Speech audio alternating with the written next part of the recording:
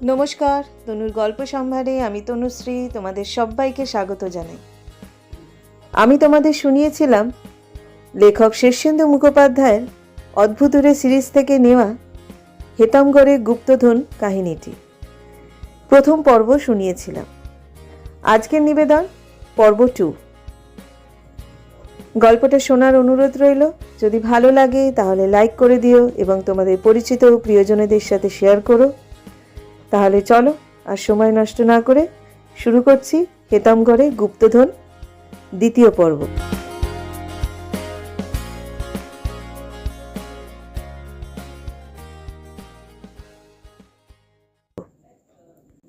মাঠের দক্ষিণ কোণ থেকে পুরো ব্যাপারটাই পল্টন আর ঘটোৎকচ লক্ষ্য করছিল। ঘটোৎকচের মেজাজ ভালোই আছে। গোটা 10 কলা আর গোটা 30 জামরুল খাওয়ার পর সে এখন পোয়াটাক বাদাম ভাজা নিয়ে খুব ব্যস্ত। বাদাম ভাজা পল্টনের জামার পকেটে, সুতরাং ঘটোৎকচকে সেটা চুরি করে খেতে হচ্ছে। কিন্তু মাঠে মাধববাবুর পরিণতি দেখে পল্টন এমন হাঁ হয়ে গেছে যে পকেটমারের ঘটনাটা টেরই পায়নি।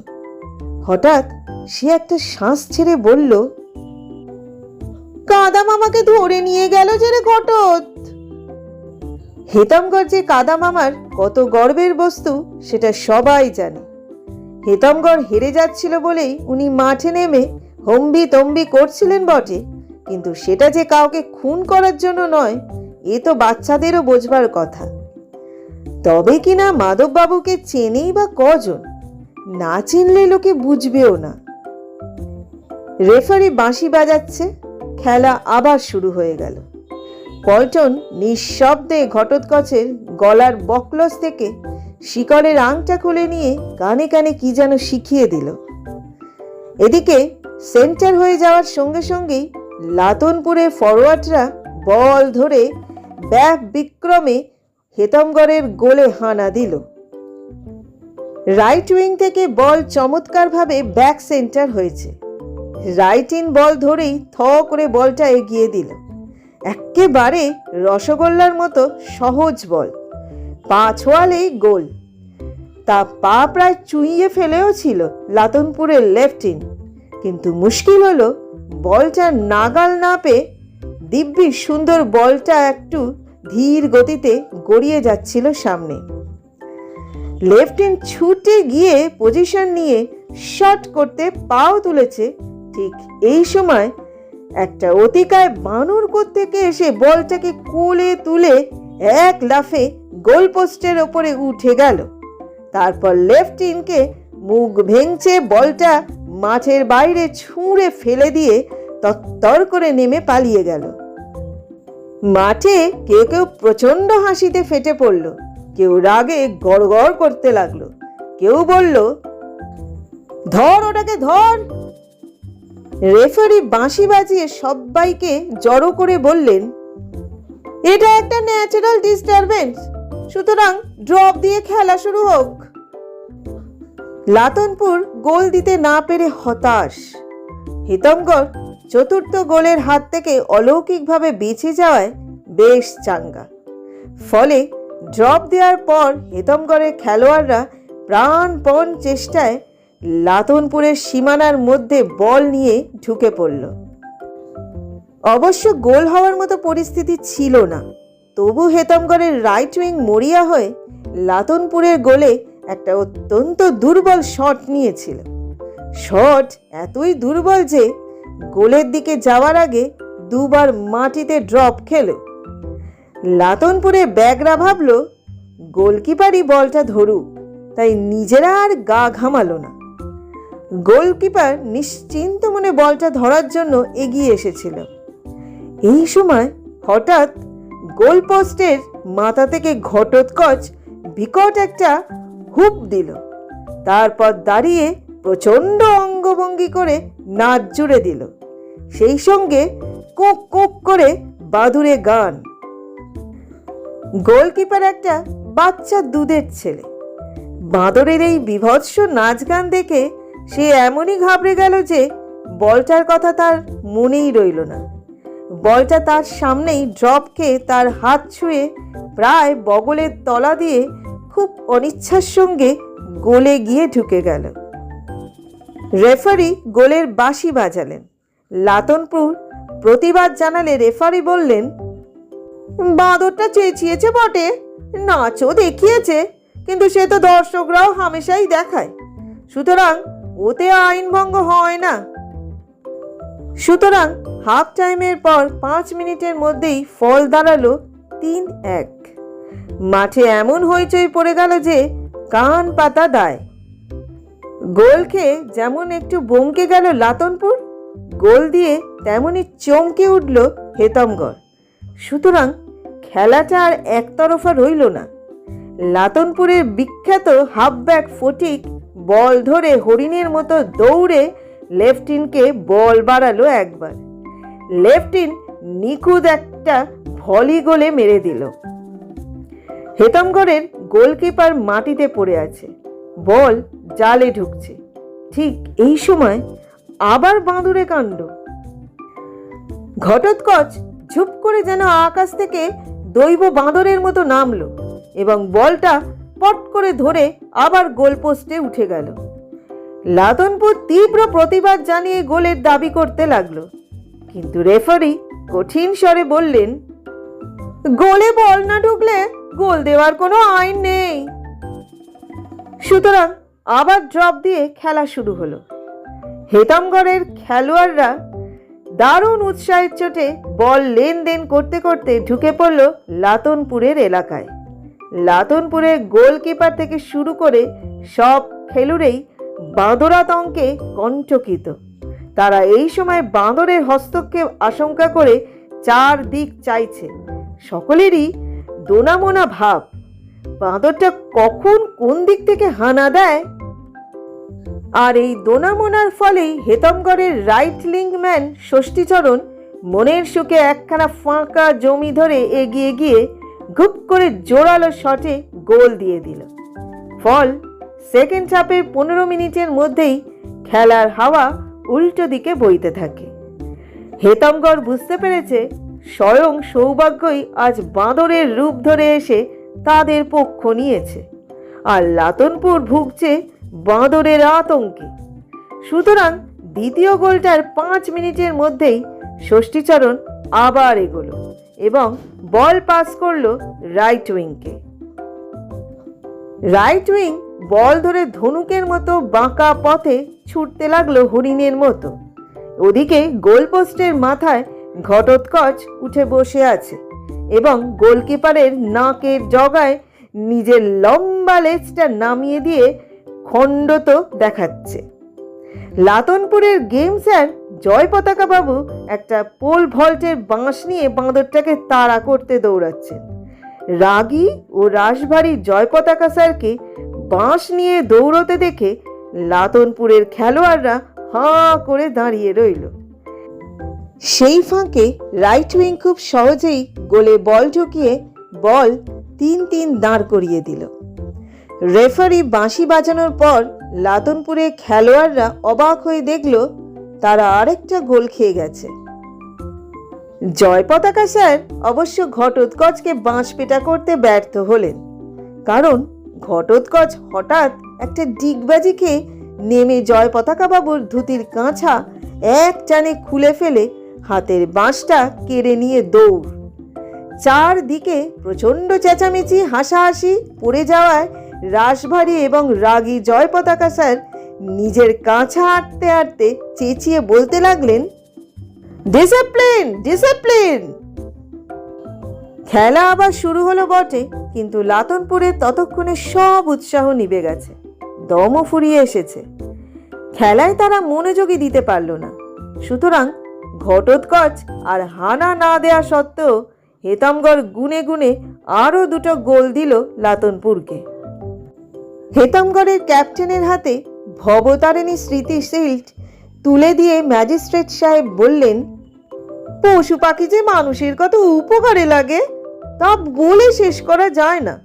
পশু পাখির কাছে আমাদের অনেক কিছু শেখার আছে। এরপর লাতনপুরের ক্যাপ্টেনের হাতে রানার্স আপের পুরস্কার তুলে দিয়ে তিনি বললেন, কিছু কিছু পশু পাখি যে মানুষের কত অপকার সাধন করে তার হিসেব নেই। এইসব অপকারী পশু পাখির হাত থেকে মানুষকে রক্ষা করাটা আমাদের প্রাথমিক কর্তব্য হিসেবে নিতে হবে। দুরকম কথাতেই দর্শক ও শ্রোতারা খুব হাততালি দিল। ওদিকে থানার লকআপে 4টে চোরের সঙ্গে এক কুঠুরিতে আবদ্ধ মাধববাবু এত সব খবর জানেন না। দেয়ালে ঠেস দিয়ে চোখ বুজে বসে আছেন আর হেতমগড়ের হেরে যাওয়ার কথা ভাবছেন। বিকেলে চা খাওয়ার অভ্যাস, কিন্তু লকআপে চা জোটেনি বলে মাথাটা টিপ টিপ করছে। বাঁধানো দাঁত, গামছা ও চটির শোকও উতলে উঠছে বুকের মধ্যে। সেই সঙ্গে পৈতৃক মোহরের কথা ভেবেও দীর্ঘশ্বাস ছাড়ছেন। এমন সময় 4 জন চোরের মধ্যে একজন একটু সাহস করে বলল, হেতমগড়ের কুমার বাহাদুর না? মাধববাবু চোখ খুললেন। এতক্ষণ লজ্জায় তিনি এই 4টে লোকের দিকে ভালো করে তাকিয়েও দেখেননি। এখন দেখলেন 4 জনের মধ্যে যে লোকটা সবচেয়ে বুড়ো, সেই পাকা চুল আর পাকা দাড়িওয়ালা লোকটা জুলজুল করে তার দিকে চেয়ে আছে। মাধববাবু খানিকক্ষণ লোকটার দিকে চেয়ে ম্লান একটু হেসে বললেন, এই তুমি বনমালী? তাই বলে? বনমালী ছিল হেতমগড়ে মাধবদের বাড়ির মালি। দারুণ সুন্দর সব ফুল ফোটাতে আর ফল ফলাতে তার জুড়ি ছিল না। তবে যাকে বলে ক্লিপ্টোম্যানিয়াক, বনমালী ছিল তাই। চুরি করা ছিল তার মজ্জাগত কু অভ্যাস। চুরি করতে না পারলে তার পেট ফাঁপত, আইঢাই হতো, রাতে ঘুমোতে পারত না ভালো করে। সোনাদানাই হোক বা সেফটি পিন, নস্যির কৌটো, কাঁচের চুড়ি, যাই হোক, কিছু না কিছু তাকে চুরি করতেই হবে। চুরি করে বড়লোক হওয়ার আকাঙ্ক্ষা ছিল না, কেবল জিনিসগুলো নিয়ে নিজের ঘরে লুকিয়ে রেখে দিত। তাই বনমালীর চুরিবিদদের জন্য তাকে কেউ খারাপ চোখে দেখত না। এমনকি যাতে সে চুরির অভ্যাস বজায় রাখতে পারে তার জন্য বাড়ির এখানে সেখানে জিনিসপত্র ফেলে রাখা হতো। তারপর তার ঘর থেকে একসময় গোপনে সেগুলি উদ্ধার করেও আনা হতো। বনমালী অবাক হয়ে বলে, আপনাকে কয়েদ করে এনেছে? এত বড় সাহস পুলিশের হয় কি করে? মাধব ম্লান মুখে বললেন, সে অনেক কথা, সেই সব না তোলাই ভালো। তুমি কেমন আছো বলো? বনমালী দুঃখ করে বলল, হেতমগড় ভেসে যাওয়ার পর আর কাজকর্ম জোটেনি, চেয়ে চিনতে দিন কাটে। গাছপালা ছাড়া থাকতে পারি না বলে বনে জঙ্গলে ঘুরে বেড়াই। আর কিছু লোক চুরিবিদ্যে শিখতে আমার কাছে আসে, তাদের শেখাই। কিন্তু আজকালকার ছেঁচড়াগুলো এত লোভী যে বিদ্যেটা ভালো করে না শিখেই হামলে চুরি করতে যায় আর ধরা পড়ে বেইজ্জত হয়। এই দেখুন না, এই 3টে শ্যাঙাতকে বিদ্যেটা সবে শেখাতে শুরু করেছিলাম, তা বাবুদের তর সইল না। ভালো করে না শিখেই থানার পুকুর থেকে মাছ চুরি করতে গিয়ে ধরাটা পড়ে একসা। নিজেরা তো ধরা পড়লই, আবার পিঠ বাঁচাতে আমার নামও পুলিশকে বলে দিল। তাই কপালের ফেরে জেলখানায় বসে আছি। কিন্তু ভগবান যা করেন মঙ্গলের জন্যই করেন। হাজতে আটকে না থাকলে আপনার সঙ্গে দেখাই হতো না। মাধব বনমালীকে বহুকাল বাদে দেখে খুশি হলেন। একসময় বনমালীর কোলে পিঠে চড়েই মানুষ হয়েছেন। বললেন, কথাটা খুব খাঁটি, তবে কিনা হাজতে আসা বা থাকাটা আমার তেমন পছন্দ নয় হে বনমালী। বনমালী এক গাল হেসে বলল, আপনাকে বেশিক্ষণ হাজতে থাকতে হবে না কর্তা, সে ভার আমার উপর ছেড়ে দিন। তারপর এক রোগা পাতলা চেহারার শ্যাঙাতের দিকে চেয়ে বনমালী হুকুম দিল, বিষ্ণু ওঠ।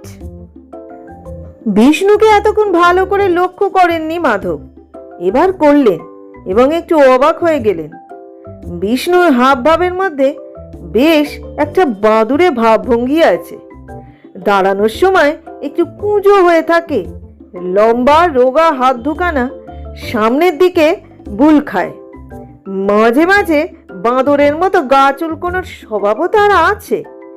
হুকুম পেয়ে সে হাজতঘরের একটা কোণে গিয়ে সমকোণ দুই দেয়ালের খাঁজে দাঁড়ালো। তারপর গুরু বনমালীর দিকে ফিরে একটা নমস্কার জানিয়ে দুদিকের দেয়ালে হাত আর পা চেপে টিকটিকির মতো ওপরে উঠে যেতে লাগলো। দৃশ্যটা দেখে মাধব হাঁ, ঘটোৎকচেরও যে এমন এলেম নেই। অনেক ওপরে ছাদের কাচ বরাবর একটা গরাদ লাগানো ঘুলঘুলি আছে, তা দিয়ে বাইরের সদর রাস্তা পর্যন্ত দেখা যায়। বিষ্ণু ওপরে উঠে সেই ঘুলঘুলি দিয়ে ভালো করে বাইরেটা দেখে নিল। তারপর অনেকক্ষণ ধরে কি যেন শুনবার চেষ্টা করলো। নাক বাড়িয়ে বাতাসটা বোধহয় শুকলো একটু। বনমালী মাধবের দিকে চেয়ে বলল, এ তেমন কোনো কেরানি নয় কর্তা, এ হলো টিকটিকি বিদ্যা। ওস্তাদের ওপর ভক্তি আর বিদ্যে শেখার হাউস থাকলে এমন শেখা তেমন শক্ত কাজ নয়। মাধব জবাব দিতে পারলেন না। বিষ্ণু খানিকক্ষণ ওপর থেকে আবার নেমে এলো, বলল, সিপাহীরা বেশি নেই, রাস্তাঘাট খুব থমথম করছে। তার মানে আজকের খেলায় লাতনপুর জিততে পারিনি। আর একটা খুব অবাক কাণ্ড দেখলাম, ঘুলঘুলির ওপাশ থেকে কাঁঠাল গাছের ডালে মস্ত একটা বানর বসে আছে, তার কোলে একটা ফুটবল। আমাকে ঘুলঘুলি দিয়ে দেখতে পেয়ে হুপ হুপ করে কি যেন বললো, ভাষাটা ঠিক বুঝলাম না।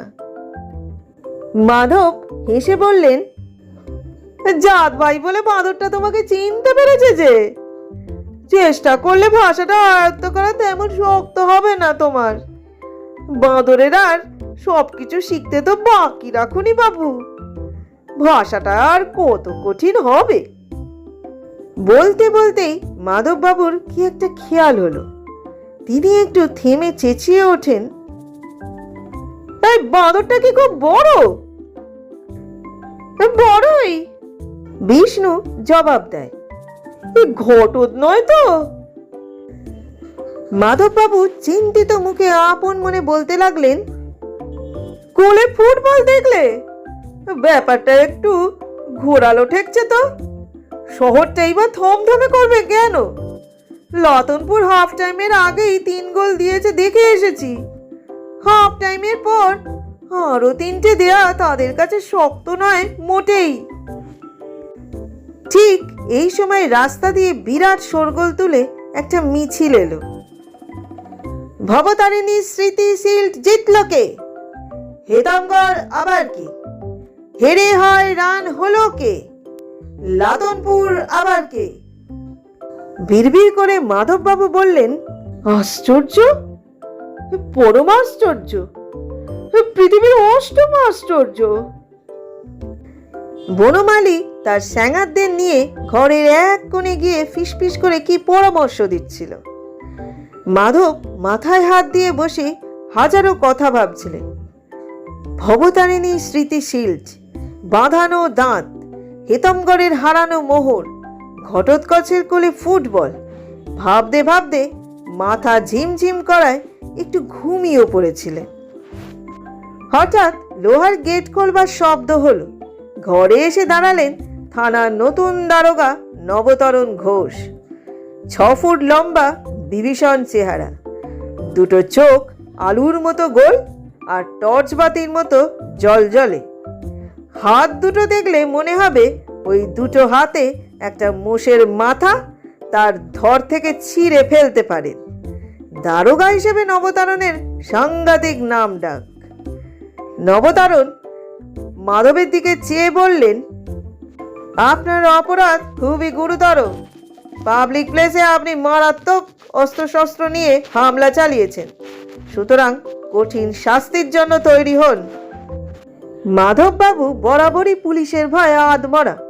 দুনিয়ায় আর কোনো কিছুকে গ্রাহ্য না করলেও কেবল এই পুলিশই তাকে কাবু করে রেখেছে। পুলিশ দেখলে তার রাতের ঘুম হয় না, খাওয়া কমে যায়, পেটের মধ্যে অনবরত গুড়গুড় করতে থাকে। এখনো করছিল, তাই তিনি ভ্যাবাচাকা মুখে নবতারণের দিকে চেয়েছিলেন। নবতারণ বনমালীর দিকে চেয়ে বললেন, তোমার হিস্ট্রিও আমি জানি। এই অঞ্চলের যত চোর, ডাকাত আর বদমাস সব তোমার কাছে ট্রেনিং নেয়। ট্রেনার হিসেবে তুমি খুবই উঁচু দরের, সন্দেহ নেই, কিন্তু আমিও অতি উঁচু দরের দারোগা, এটা ভুলে যেও না। তুমি হাজত থেকে ইচ্ছে করলেই পালাতে পারো, তাও আমি জানি। সেই জন্য আমি বিশেষ ব্যবস্থা করে রেখেছি। সদর থেকে 4টে বাঘা কুকুর আনা হয়েছে, তারা দিন রাত থানা পাহারা দেবে। ভালো ট্রেনিং পাওয়া 2 ডজন স্পেশাল সেপাইও আনা হয়েছে তোমাদের ওপর 24 ঘন্টা নজর রাখার জন্য। তাছাড়া আমি তো আছি। লোকে বলে আমার নাকি 10 জোড়া চোখ, 10টা হাত আর 10টা মগজ, কাজেই খুব সাবধান। এই বলে নবতারণ চলে গেলেন। দরজা বন্ধ হয়ে গেল। বনমালী কাঁচু মাচু মুখ করে বলল, কর্তা, ব্যাপারটা খুব সুবিধে ঠেকছে না। কাল অবধি নবতারণ এ থানায় ছিল না, আজ এই বদলি হয়ে এসে কাজে হাত দিয়েছে। ওর মতো ঘুঘু লোক আর নেই। মাধব নেতিয়ে বসেছিলেন, বললেন, তাহলে কি হবে? এখন তো চুপচাপ থাকুন, দেখা যাক। বাইরে এমন সময় গোটা চারেক কুকুরের গম্ভীর গর্জন শোনা গেল। হাঁক ডাকেই বোঝা যায় এরা যেমন তেমন কুকুর নয়। সেলের সামনে দিয়ে কয়েকজন বিকটাকার লোক ঘোরাফেরা করে গেল। তাদের ছুরির মতো ধারালো চোখ, মুখ খুব গম্ভীর। দেখে শুনে মাধব আরো ঘাবড়ে গেলেন।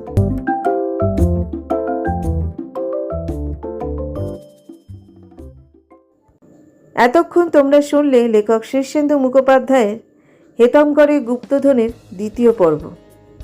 কেমন লাগলো অবশ্যই তোমরা কমেন্ট করে জানিও। গল্পের 3য় পর্ব শুনতে হলে যারা এখনো পর্যন্ত আমার চ্যানেলটাকে সাবস্ক্রাইব করোনি, অবশ্য করেই চ্যানেলটাকে সাবস্ক্রাইব করে নিও এবং পাশে থাকা বেল আইকনটি প্রেস করে রেখো, যাতে 3য় পর্বের এবং সমস্ত গল্পের নোটিফিকেশন সবার আগে তোমাদের কাছে পৌঁছয়। খুব শিগগিরই ফিরব গল্পের 3য় পর্ব নিয়ে। সবাই ভালো থেকো, সুস্থ থেকো এবং সুরক্ষিত থেকো।